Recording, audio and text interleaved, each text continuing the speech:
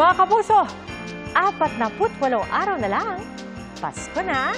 At kung medyo busy, huwag po kayo mag-alala dahil meron po isang Christmas pasyalan sa Marikina kung saan pwede namang pagsamahin ang pagsha-shopping, pagkain at paglalaro. At saksiron live, si Jamie Santos. Jamie! Pia, naghahanap ba kayo ng pasyalan ngayong Christmas season kasama inyong pamilya at barkada nang hindi lumalayo sa Metro Manila? Hindi na kailangan lumayo dahil dito sa Marikina may all-in-one pasyalan. Pwede nang simulan ang pamimili ng mga regalong pamasko sa bazaar na ito sa Marikina. Mula sa damit at mga laruan, meron dito sa abot kayang halaga. Pag malapit na yung Christmas, medyo marami ng tao. Ngayong time, medyo onti lang kasi. Yes, nag-unti-unti na para sa akin mga apong makikute at saka sa mga inaanak. Bukod sa pagki-Christmas shopping, maraming aktibidad pa ang pwedeng gawin dito sa Marikina Riverbanks. Kung ang hanap nyo ay thrill at adrenaline rush, iba't ibang rides ang pwede nyong subukan dito kasama inyong friends at family.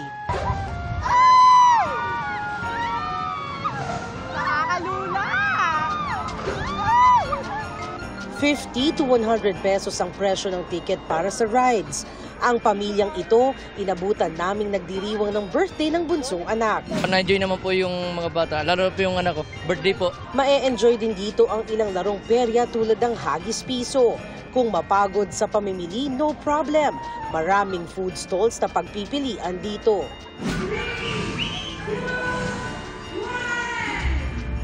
Bida naman ang higanteng Christmas string ito sa Bonifacio Global City.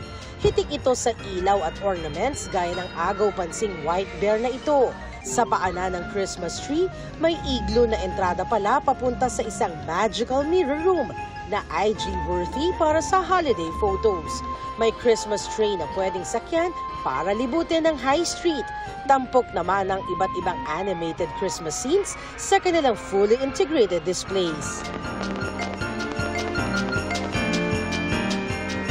Balik tayo dito sa Marikina at pwedeng simulan ang pamamasyal dito mula 4 p.m. hanggang 12 midnight, mula Lunes hanggang Sabado, pero pagdating ng Linggo hanggang alas 11 lamang sila ng gabi. At live mula rito sa Marikina para sa GMA Integrated News, ako si Jamie Santos, ang inyong saksi.